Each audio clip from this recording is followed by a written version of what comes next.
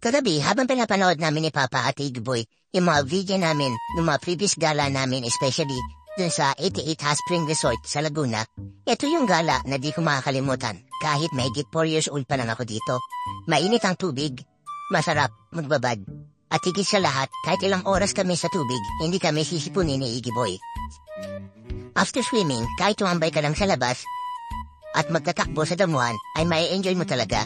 Ang saya-saya namin ni Igboy. At syempre, happy din si Mama at Papa pag nakikita nila kami na masaya.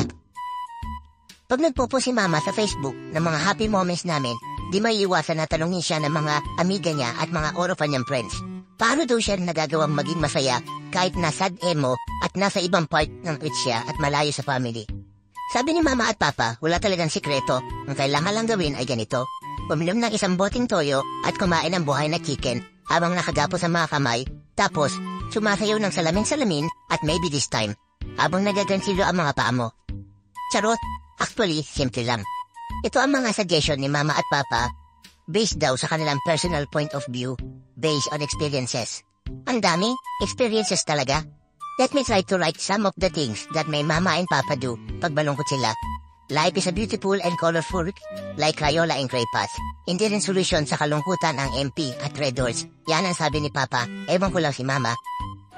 Pag malungkot at may problema, at may mga tao na nakit sa'yo, ito ang sabi ni Mama.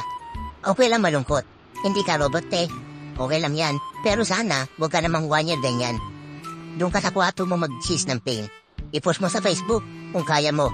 Magkwento ka, go! Kwento mo sa close friend mo, sa tropa mo, iiyak mo lahat kahit tulo sipon at laway, ganun. Hindi lang parating malungkot darating ka sa time na mapapagod ka na at mauuhaw. Gugustuhin mo mag-coconut juice habang nasa beach at maging happy. Kasi rin umiyak paminsan-minsan. Habang nalulungkot ka, umanap ka ng pagkakaabalahan mo. Magbasa ka, mag-anchilyo ka habang nagbe-bake ng cake ang mga paa mo. Pagtanim ka ng palay sa bakuran nyo, kausapin mo ang mga orchids nyo. Huwag ka lang pakita sa kapitbahay, baka sabihin may sapa ka. Basta umanap ka ng pagkakaabalahan mo. Kailangan mo ng support system. Diyan po nga pasok ang good set of friends. Lumabas kayo, not necessarily gimmick. Ang point dito ay, meron kang makakasama na makikinig sa'yo at hindi masamang impluensya.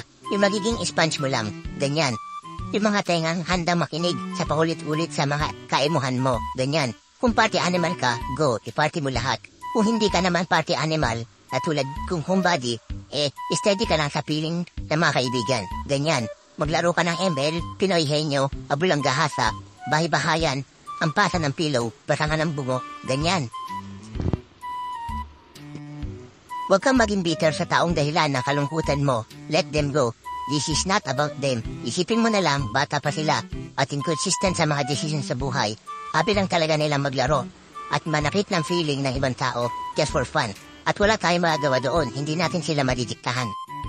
Believe that you are destined to be happy. You deserve it. Huwag mong paikutin ang mundo mo sa isang tao. Kapag ginawa mong axis ang tao sa revolution ng mundo mo, mas may himirapan kang mag-move on. Kailangan mo lang irespeto at mahalin ang sarili mo. May darating din na tamang tao para sa'yo at huwag kang magmadali. Chill! Hawakan na?